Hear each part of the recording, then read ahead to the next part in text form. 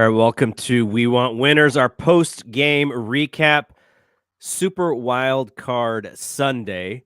This is the first playoff game that we've had to talk about, Rod. And, I don't want to jinx it, but I think it just needs to be stated. Last year, when the Warriors made their run, Brian and I started the podcast during the playoffs, so might be some good first-year luck with these shows here that we're doing. But 49ers win. They pull away in the second half. Old Pete was able to keep it close in the first half, and that'll be our first point. But overall, just, last year they made a terrific run, but they were the low seed. This year, they're expected to do well. How were your jitters? How was your anxiety? How confident were you while we were watching this game today?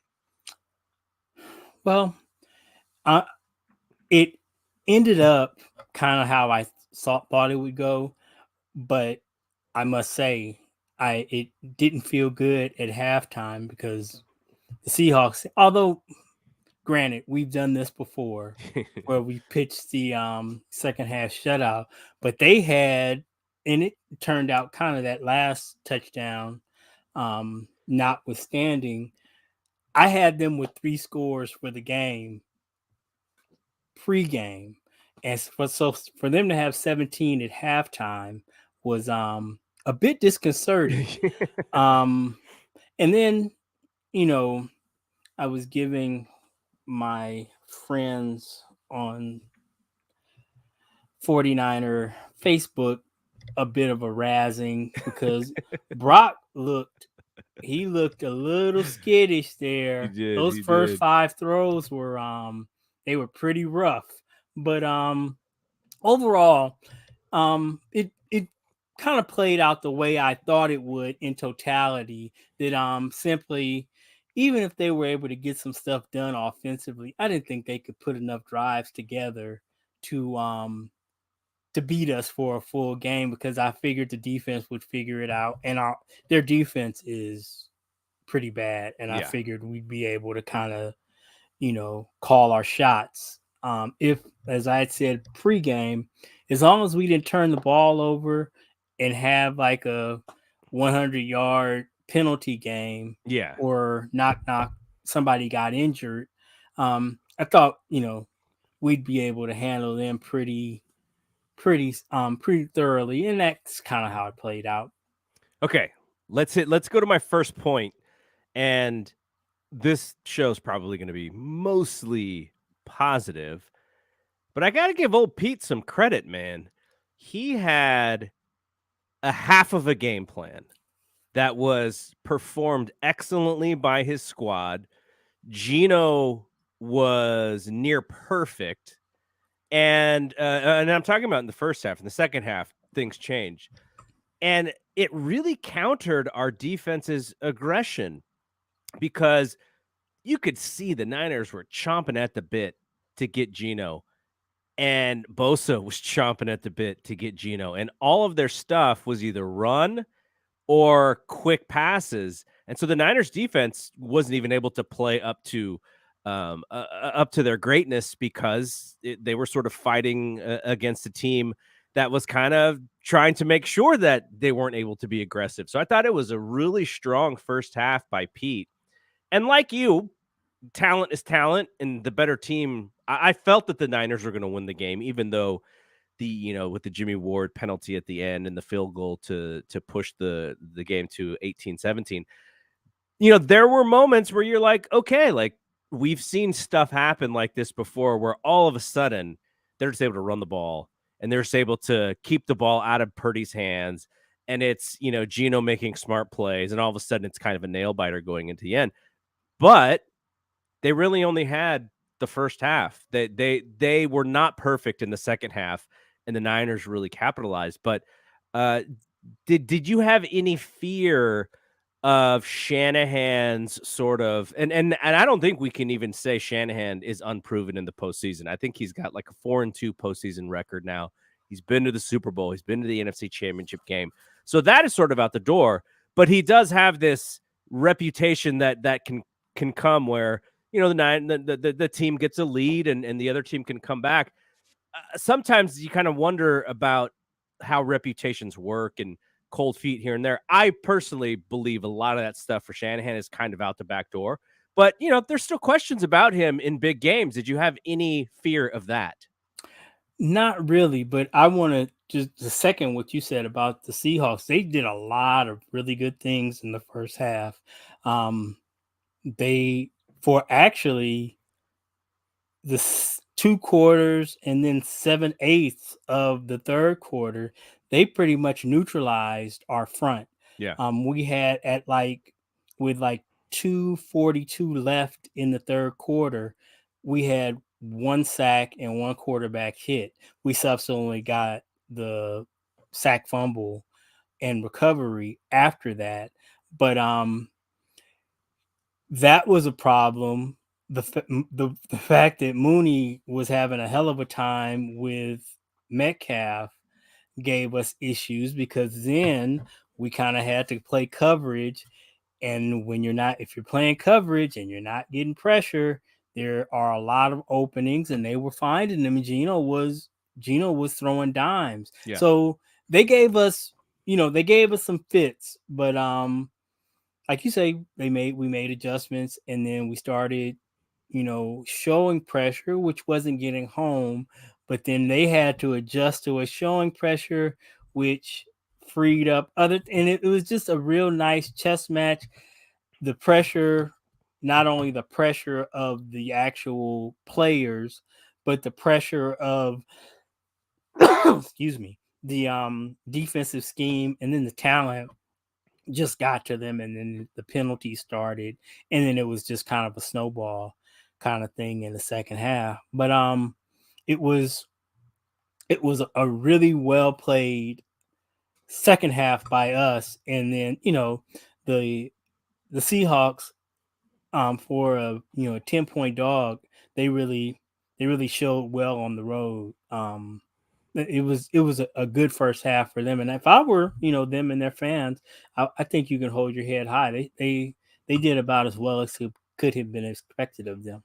I think got a lot of picks coming for this rush trade. Oh yeah, I thought they were going to be in the mix for a top 3 pick at the onset, so they were far better than I could have ever, and them and especially Gino were far better than I could have ever imagined. So everybody but one team is going to be disappointed at the end of the season, but I'm not. I just fundamentally am not a Super Bowl or bust guy. I think that even in a year short of a championship, you can find things to find positives and things to build on. So I think they definitely the arrows are pointing up. Who knows? We talk about teams winning trades, and it's hard to say this close to it, but it appears that they did very well in that rush trade so far. Yeah, and the Niners they regrouped that has been a strength of their team because they don't always come out hot. So the second half of the schedule where they dominated, there were some bad teams mixed into there. So there were some games where they would get the jump on teams, but they have shown an ability to make those changes at halftime and come out and play good football.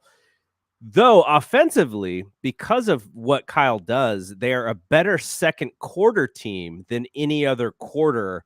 If you just go by the total points and then average them out per game, but not today. They were definitely a third quarter team today. So that was nice to see them be able to, show some strength in the adversity, especially with a young QB who we'll talk about here in a second. All right. So the next thing I want to talk about is I want to step back a little bit and talk kind of big picture about this offense because, when Shanahan was signed to be the coach, the idea was like this guy is a football lifer. He comes from a background where his dad was not only a great offensive coordinator, but a great head coach as well. So he's got the pedigree, and he's just, you hear all these stories about Shanahan as a 14-year-old kid, running the communications to the headsets for his dad's team. And so early in his career, he's just kind of following his dad. And then at some point, he's leading that Atlanta offense, which leads him to us. And from the second he got here, it was really about what he could do with the pieces that we had. And in some situations, do better with the pieces than necessarily the talent would suggest. This season is, I have to believe this is his dream season. If he was to put the 49er offense into a blender to spit out the most perfect smoothie of weapons that he could find, this is it, with the one exception of who is playing QB1, and that is still to be determined. Now, I believe Shanahan can run out running back, fullback, 2 wide receivers, tight end. And all of those positions are damn near interchangeable. That has to be his dream scenario of being able to take that unit and basically spit out any sort of creativity that he wants. And now we'll see. Purdy in the second half was awesome at what was out there. And in the first half, not so much. But like this, if he is putting a little, I'm sure he's putting a little bit of pressure on himself, saying, I finally have everything that I've ever asked for. And you just said you're not of a Super Bowl or bust mentality, but I kind of wonder if Shanahan's a Super Bowl or bust, and if Lynch is Super Bowl or bust, because they made that CMC trade. Like, there's got to be some scenario here where Shanahan's like, this may be the best shot I ever have in my career at winning a title based on the talent that we have. Well, again, this is a very good opportunity, but again, like I say, I don't really play those games because we look at the example of somebody like Andy Reid, who in Philly had that, and it followed him to Kansas City. That he was a good coach but couldn't win the big game, and he had several opportunities. I think of that team with when T.O. was at the peak of his powers, and they didn't win it. They'll never, he'll never have his team.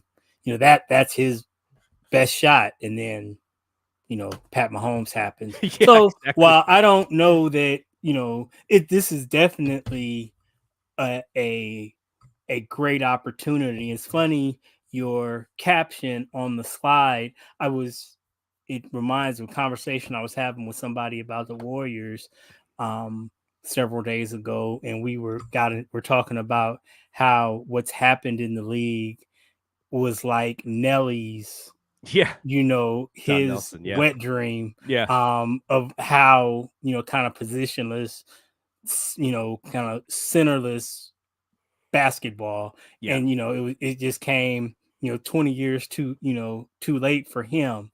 But I absolutely agree that from everything that I can tell with Kyle, if he could in his wildest dreams, like his dream offense, this has to be it. There was that one route where you had Deebo. I mean, that one play where you have Deebo in the backfield with Juice in front of him, and then Christian catches a pass out of the slot. Come on. That's just crazy.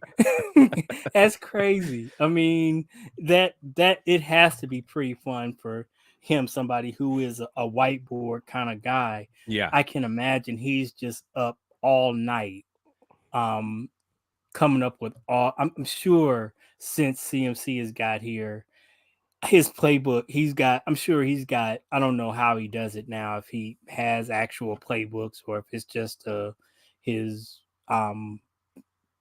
notepad or whatever. Yeah. But I'm sure he just has hundreds of plays locked and loaded with this alignment of players that he has now. It's an embarrassment of riches.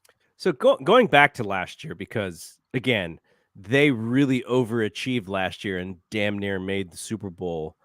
Like this year's team, if you were just to compare, like this year's team is much better, and we don't have the injuries except for at QB1 and QB2. But again, like I'm not saying Kyle may feel like this is like the urgent moment, like he's got to get it done, or else they're never getting it done. That's not what I mean. But no, when you have an opportunity like last year, us fans can look at that team and go, damn, they got as far as humanly possible, right? Like they overachieved, they played so well down the stretch, they won tight games, and then you go into LA wins a Super Bowl, and you have those guys, right there for the taking, and it doesn't happen. And this year, it's sort of the other way around. I think teams coming into San Francisco are going to sort of feel kind of how we felt last year, like, oh man, everything is sort of, it's all house money from here on out. And there's a little bit of pressure in that. And we saw that as 49er fans going back to the 80s, where the Niners were always the favorite, it seemed, no matter where they were in the tournament. And you can take that all the way up until, 92, 93, 94, where Dallas had finally caught up.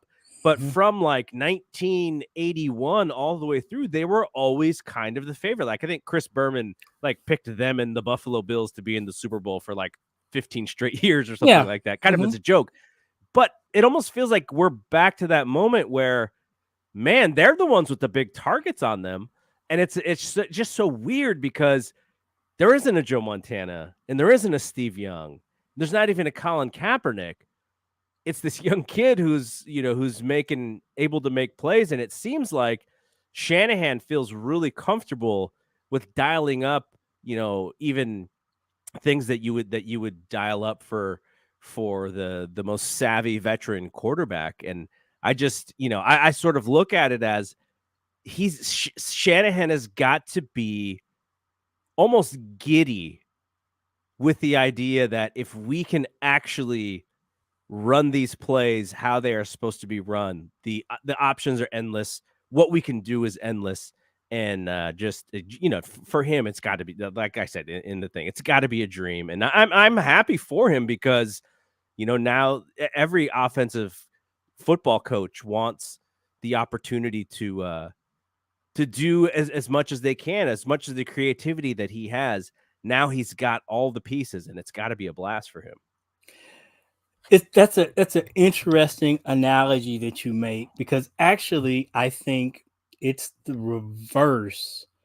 I agree 100% with your read on it, but those teams, let's say from 84 on, the offense was kind of fixed. You kind of knew what you were going to get from the offense.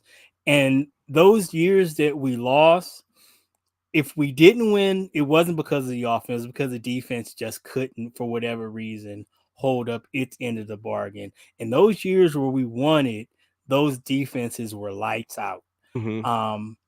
This team is kind of different. And that's weird because the offense has been stellar since we got CMC, but the defense is the bellwether. You pretty much know what you're going to get from them. And Dominique Foxworth said about a week ago, and it's funny that the 49ers are one of the only team, he said it's the only team in the league where when you go 3 and out and you punt, you're like, ooh, defense is coming back on the field. Something good might happen. We led the league in turnovers. Yeah. And it's just such a impactful unit that a punt is not a bad thing. And quite often something good can happen with the defense on the field. And most teams, it's not like that. You're trying to get the ball back to your offense to make something happen.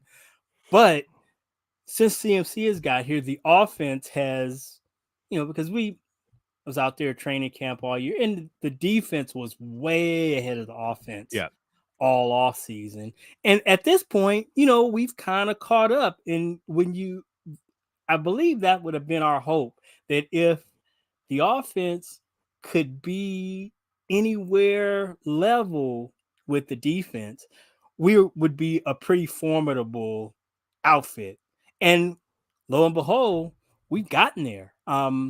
This offense is, like I say, ever since, credit to Brock for keeping it rolling. Yeah. But CMC really is the turning point in this season. His addition, even when Jimmy was there, I think we remarked when he got here, the Kansas City game aside, you could really see where CMC was the kind of player that he was the exact kind of player that would lend himself to making Jimmy much more comfortable, because he was going to always be there.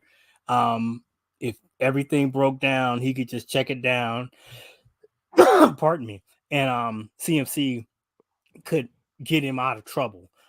So that was the case. And even moving forward, there were a couple of times, even this game, that has been, to me, his mobility, which I don't, him and this kind of that rolling out to the left thing is, getting kind of played out. Yeah. He needs to, we need to do something. That's a coaching point. But other than, he is mobile, and his willingness to look deep has really been a revelation. There were a couple times where actually that, he was a bit too aggressive, which I'm not going to fault the guy after, 6 years of Jimmy. You're not going to hear me ever fault anybody for, pressing it down the field rather than taking the check down. But there were a couple of opportunities where, he had Deebo in the intermediate, but he was trying to go for the dagger, which is, props to him. So yeah, it has been, and even within his struggles today, he played through them, which is, awesome, which is all I've been saying all along with the irrational exuberance with Brock is please, because I've seen this show. I've been a Niner fan, since 81. So I know how you guys do. How you do is you're going to pump him up with all these expectations, and then he's not going to be the second coming of Joe Montana. And then you're going to poop on him because he didn't live up to your expectations. That's not fair. He is still a rookie. He's played well. It's his 8th game. He's going to have valleys. He's going to have plateaus. Where the level that he's played at these past 7 games or 8 games is not who he is. So don't set such a high bar of expectations to where you feel let down or disappointed when he struggles, because he's gonna struggle. They all struggle. So that's fine. And he played through it, and he had a wonderful second half, which is great to see. Okay, we'll have a whole other segment on Brock, because I want to dig deeper into Brock and grade his first performance. So I want to ask you almost the same question, but in a slightly different way, and then we'll move on. So my point was, and I probably didn't explain it well enough, but if we were back in early 2000s, 2002 Buccaneers, 2000 Ravens, this 49er defense could win them the championship all by themselves. We could bring Trent Dilfer back from whatever quarterback coaching job he's at, and put him behind and say, just hand the ball off, we can win, because this defense is so talented. But football has changed so much in the last 20 years to where it is so much more of an offensive game. And Shanahan, as an offensive coach, I feel like he really wants to show that he's got, he is an offensive genius, He's got all of this creativity. He knows football from A to Z, offense and defense. And thus, it's time to show it on the biggest stage in these next 4 weeks and get to the big dance and then show, hey, McVay showed it. I can show it. This is what football is, and now I have all the tools. That's kind of where I was getting, and because I agree with you, the defense has been the identity for the team, but ultimately, and we saw some of that today because of how football is played.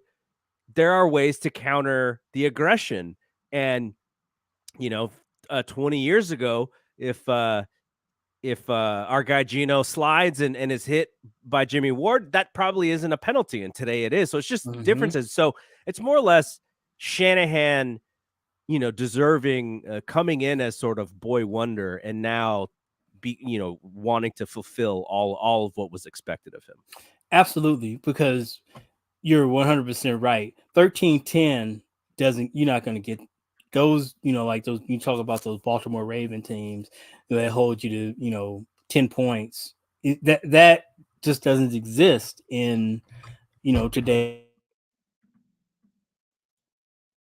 Even today, our defense, we played really well, and the Seahawks put up 23 points just based on the limitations on when you talk about a dominant defense in air quotes, they are playing under a rule set that ties their hands in so many ways that even when you're playing well, there are going to be opportunities for the offense because the defense can only do so much to limit them just by rule. So the offense has to carry the day. And, like you say, this is a perfect opportunity for Kyle to show that that not only can he put together an MVP regular season, not only can he get to a Super Bowl with a Jimmy Garoppolo level quarterback, that even with his third string quarterback, I mean, this would be his crowning achievement if he could bring it all the way home. It's unprecedented with a third string quarterback. Come on. I mean, I can only think of a few occasions where the backup quarterback goes to win a title. Right. Doug Williams, heroically with the formerly Redskins and now the Commanders. Jeff Hostetler, he did as well. That was a sad year for us. Yeah. But yeah, so a third stringer, man, that is really unprecedented. And I guess I can't remember if Kurt Warner won it in his first. He may have won it when Trent Green went down really early. Yeah. So that would be another. Okay. So let's talk about my favorite part of this entire game, Deebo. All the frustration he had this season from, the contract to the injury to, a lot of the focus on the defense being on him, and they're trying to stop a lot of the stuff out of the backfield. He had a hell of a game. He and Christian together are a 1-2 punch like we have not seen in a very, very long time. And that is almost disrespectful to Kittle, to Ayuk, because they're 3 and 4, even though they could be anybody else's 1 or 2. So I just think it was so great to see Deebo put it all together today. You could tell that Shanahan was going to showcase, like, first play of the game, I think is a carry outside to Deebo, and I think he was untouched for like 14 yards or something before he finally got pushed out of bounds. And then Christian goes 68 yards down the sideline. So there was a clear intent of, we're utilizing our game breakers here. And man, it was so fun to watch. Then Deebo takes that the short pass for on a very needed third down where he fingertips the catch. And then he took that other one to the house. So what a fantastic game for this guy. It was so great to see him. And, Christian had just as good of a game, but maybe is a little bit in Deebo's shadow, just because, you could also say, and we've had it in the chat here. I'll pull up the note here in the chat, but he was like the inspirational leader today too, because the DB for the Seahawks kind of tugs at his ankle, and Deebo gets pissed, and from that point on, like, you could tell the 49ers had a lot more of an edge to them. And I'm not taking nothing away from Christian, because he runs hard too. Yeah. And he has the ability to make plays that like gets his teammates hype as well. But there's just something about a Deebo carry that his teammates really just seem to feed off of, because it's got to be the fact that it's the combination of both the speed and the power, because he can, we saw it was the full package of Deebo today. He ran over guys, he ran away from guys, and then, from my little limited coaching, when you got a special team. I always coached offensive line, and it was, you knew when a team was going to be special when you got everybody out there blocking for everybody else, when the backs were blocking, when the receivers were blocking, and everybody's feeding off of everybody else, not only making plays with the ball, but making plays off the ball. And you could see that with Ayuk on the long Deebo run, where he's out there, he's got Woolen just pent up, and Deebo sees it, and that block broke the run. It's beautiful to see, and Deebo is just he's a catalyst and a difference maker, just flat out a difference maker. Yeah, absolutely. I guess I would say and because we're going to talk about, we'll talk about Purdy right now, but having Deebo at full strength, Christian, crossing my fingers here, Christian has been, he's had a couple dings here and there, but in order for all of this to work, in order for the third string quarterback to be able to play well, the other pieces have to work, offensive line included. And having Deebo be playoff Deebo, like Shelvin says, our brother Shelvin, that was so paramount to me, because I was slightly worried about that injury, because that was a scary injury that we saw in that game. And I was like, man, if he's even close to his top shelf self, this is going to be such a boon for the offense. And it was. And just, yeah, fantastic stuff. All right, let's talk about our guy, Brock Purdy. I want you to grade Brock Purdy's first playoff game, which may even just be a tale of two halves here. Yeah, it has to be, because to be honest, I would give him grading on a curve C- in the first half, and then definitely a B+ in the second half. So like you say, it was definitely a tale of two halves. It's just it's in the development of a young quarterback. It's good to see. You want to see him. I mean, you don't want to see him struggle. I don't mean it like that, but you understand that they're going to struggle.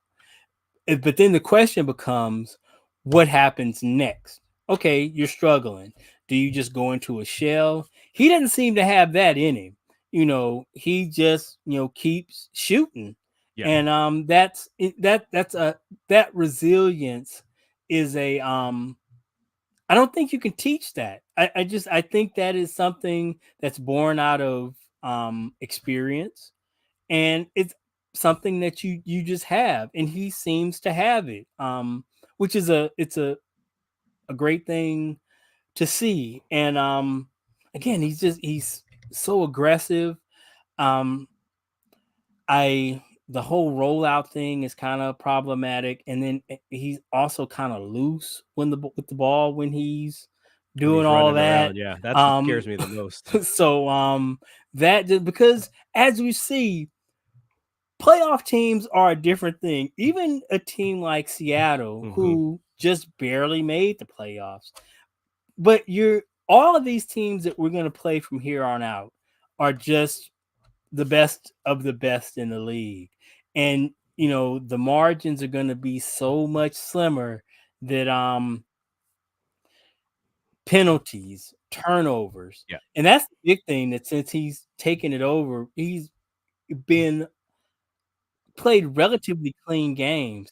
And if we're going to make a run, that needs to continue. We're not going to be able to turn the ball over a bunch, because it takes opportunities away from the offense and just gives other teams more chances. And then, as we saw last year with the Rams, which is kind of different, because the big difference to me between this year and last year is by the time we got to the end. Now, granted, I know still we're healthier than we've been all year, but let's be real, nobody's healthy at this time of year. But we're not, sending guys out there with bubble gum and baling wire, holding them together, trying to make it. Trent was like barely able to walk. Had no business out there playing. Yeah. But who's going to tell him that if he says he can go? Who's going to tell him no, big fella? We'd rather have Colton McKivitz out there. I mean, it's just not. So it's great, and when we're able to have a game script where we're able to get those guys moving forward and running the ball and having that be the basis of what we're doing, it's just a different thing. We're a different team if we're dropping back 40 times and having Mac pass setting 40 times in a game. That's not good for anybody. So it's great that we're healthier than we've been in the playoffs in the past few years, and our offensive line is playing better, and just hopefully we can try to get our defensive line going sooner in games, because it creates problems. People shit on poop on the secondary, but our scheme is front seven back, and if we're not getting pressure, it puts our secondary in a bind. Yeah, it's just simply not set up for them to be carrying guys 3 and 4 seconds. The coverage schemes are set up for the pressure to be quick, and so they need to be in phase for 2.5 seconds, and by then the quarterback should be heated up and have to get the ball out of his hands. And if that's not the case, they're going to be soft spots in the secondary where those guys are going to be able to sit down and get picked apart. So yeah, this was, Kyle is going to have, like last week, it was, a good win, but there's plenty of coaching points coming out of this game. So I know that's what coaches like. They like to be able to beat them up, even in a win. So I think Brock had his opportunities in the first half. Some of it was him missing him. Like, he missed Deebo on that crossing route, and he tried to go deep to Ayuk, and Ayuk kind of gave up on the route at the end there. That was an easy 40-yard play to Deebo, and Deebo could possibly turn the Jets on to get in the end zone. But there were other opportunities there for him. Obviously, if this is the time where I kind of wish I was there so I could see, you go to a game and you can kind of see things develop, whereas you can't really see it on TV. But I believe that Shanahan had things open for Brock, and he just wasn't hitting. We saw him go there. There was a couple opportunities where it reminded me a little bit of the Raider game, where we talked about the Raider game, where the linebackers were kind of forcing tricking Brock into throwing into tight windows. And there was a moment in this game where the linebacker gets a piece of the ball, and if he doesn't, Brock had thrown it behind, I think it was Jennings, and the receiver, I mean, the DB would have picked that off if it didn't get deflected. There were other moments like, where's that one quick read, the Jimmy plays, the plays that Garoppolo is so great on, is with that one read, boom, you hit him.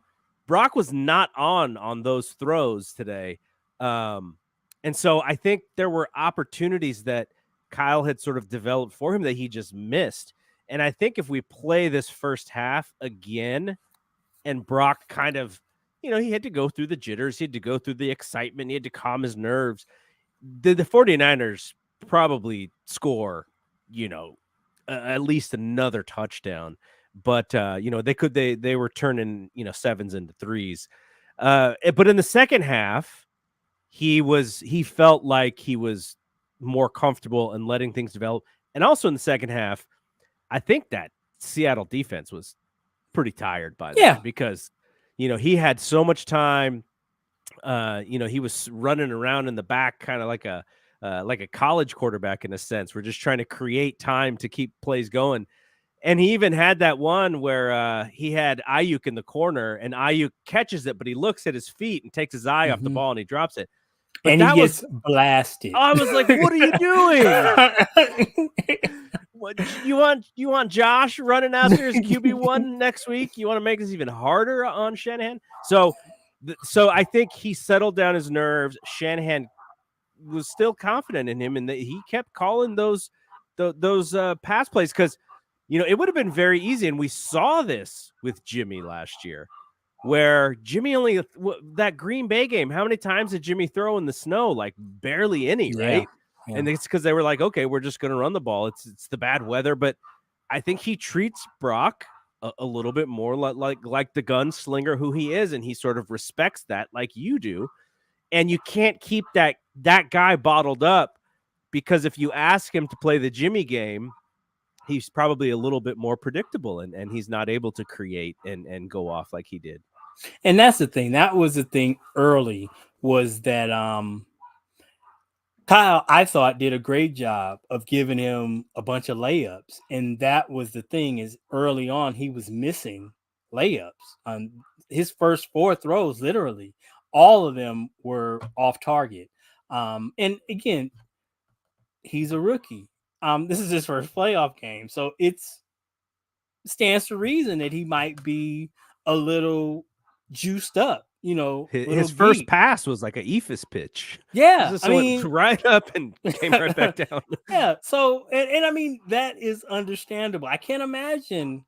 I mean, again, that's one of the things that has held him in good stead, is that he played a bunch of college football. But I imagine this was the biggest football game of his career, of his life. And next week will be the biggest one as well. Yeah. So this is, and he's learning how to, I mean, because that's obviously I've never played any sport at this level, but at whatever level I've played at, tournament type situations in golf or boxing, learning how to deal with those emotions it's a real thing. You have to learn how to either you're super nervous or you're super just jacked up, and either way, either one of them can lead to bad things if you can't calm yourself and get just level out. And so again, he's learning on the fly, and he did a great job once he settled down. I mean, so yeah, that, and I'm sure he'll have to go through that same procedure next week, and hopefully the week after that, and the week after that. But yeah, I still, do I know how he's gonna play every game moving forward? No, I don't. But I have confidence in him. Because anybody can have a bad game, in regular games and in big spots. So if he were to have a poor game, it's not, That's what's so frustrating me about this social media era is every game is like a referendum on player X. That was Steve Young's career until he won the Super Bowl. Exactly. Every single game, either, if he played well, yeah, but if he didn't play well, he's if he played well, it was, well, of course he's got Rice, he's got Taylor. Exactly. And then if he didn't, then he's like, see, he's not Montana. He's not that was Joe. his entire career. Exactly. So, but again, it's so amplified because there wasn't a Twitter for Steve Young. Yeah. But yeah, you're 100% correct. So this is like you said, there's nothing new under the sun. But yeah, it's gonna be this is a wild ride. We're at 11 straight. Come on, man, this is crazy. All right, so ultimately, he goes 18 of 30 for 332 yards, 3 touchdowns. My favorite play was him coming back to Mitchell on the touchdown. Great play. And we're grading him a little tougher. I think probably more of the national media would go, what? They put up 41 and beat him by almost 20 points. It's an automatic A+. But yeah, we're a little tough because we're watching every single snap of every single game. Okay, let's get to the MVP before we get to the end, which is kind of how the playoff situation is going to work for the next game. So who is the player of the game for you? This was tough for me because one player had the volume, and then the other player, but even in his volume, it's not like he didn't make big plays. He did make big plays, but this other guy did not make maybe as many plays, but they were very impactful. So I went with Deebo, but if you wanted to go CMC, I had no argument. So that was just how I did it. I'm with you. He was my guy too. I think he, like I said, he was not only from the output, I thought he made the biggest plays, but he was also kind of like that inspirational guy behind, that his team wanted to protect him, man. And he got in the face of whoever the DB was. There was another time when I think he went nose to nose with somebody. You saw Shanahan out there screaming at the ref for that BS.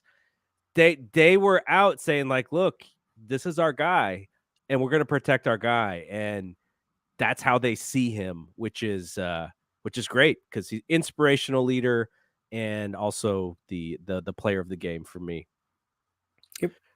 Okay, now let's look at this, the way that this thing goes. So I have to pull up, I believe it was Kawakami who tweeted out the playoff situation. So I'll pull it up here. Okay, so Kawakami wrote, if the Vikings win, they will play the 49ers, and it will probably be on Saturday. But if the Giants win, then the 49ers get the Dallas-Tampa Bay winner, and that would probably be on Sunday. So I don't even know who I would favor between the Vikings and the Giants, because all year long the Vikings have been kind of a magician in how they're winning some of these games. But if you had to choose, which one of those 3 teams would you like to see come to Santa Clara and play the 49ers?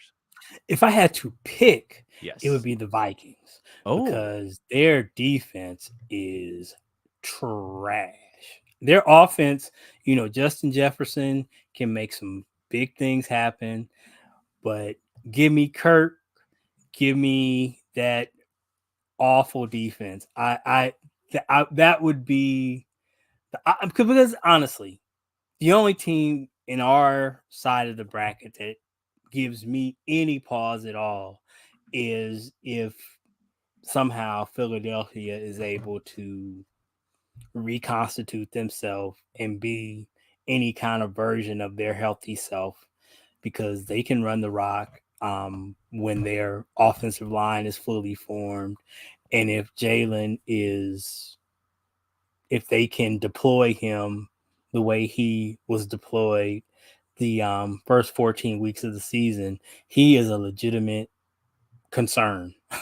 But other than that, all the rest of those teams are flawed, and the Vikings, to me, are, they had a great record, but their point differential tells me everything I need to know.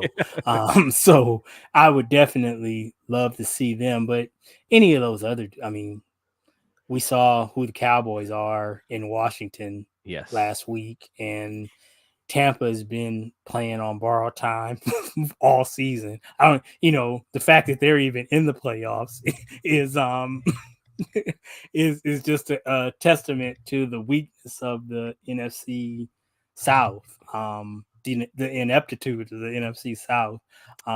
So yeah, how about you?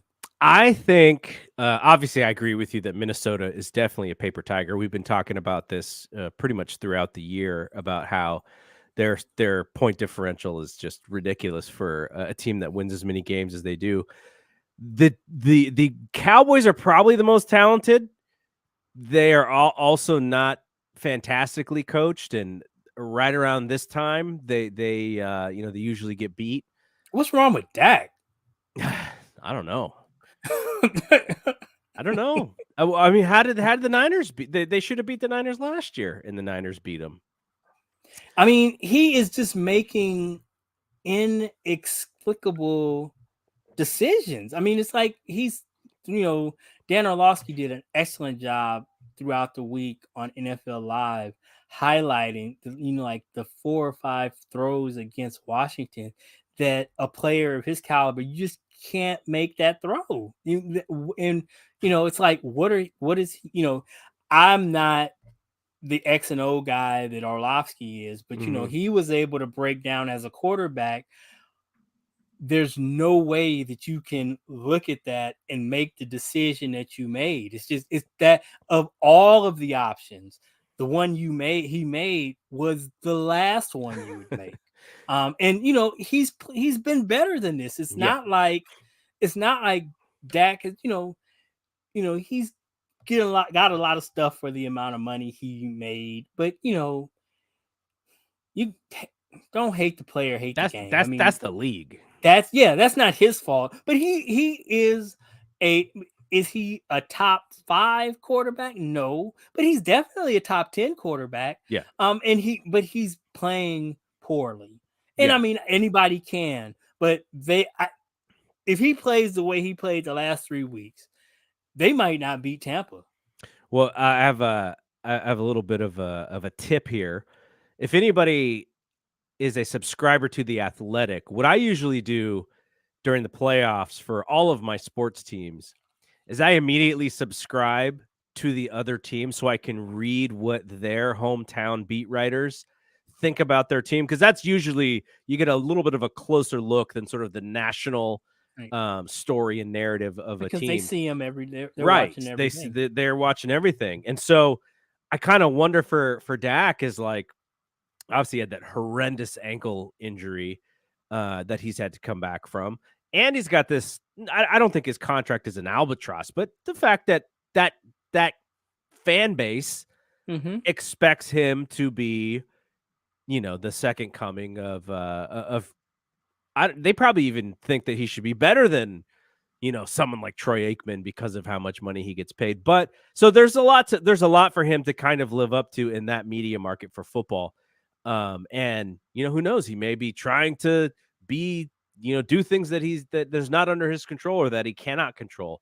But what if we do play the Cowboys at some point, that would be my trick, is to go read all the stories from the season about questions and why, and because the beat writers are on the ground there and they're figuring stuff out. Well, just shortly, I am rooting for the Cowboys, because if by some miracle we play them, it would be here. So that's why. And it'd be an NFC title game, right? Right.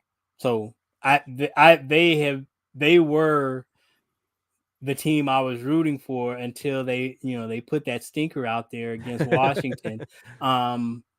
After stating to the whole world they were playing their players and they were trying to win the game, because at that point they didn't know whether or not Philadelphia, what they were going to do. So the division and the number 1 seed were all out there in front of them, and they just laid an egg. So I don't know, maybe that'll spur them on to some sort of blowout performance against Tampa, and then we're right back in the saddle again. But yeah, it'll be interesting to see. I'm gonna follow that tip and go to The Athletic and subscribe to all those other teams. Yeah, I got to read about Seattle. Their beat writers did not believe that they were going to win this game.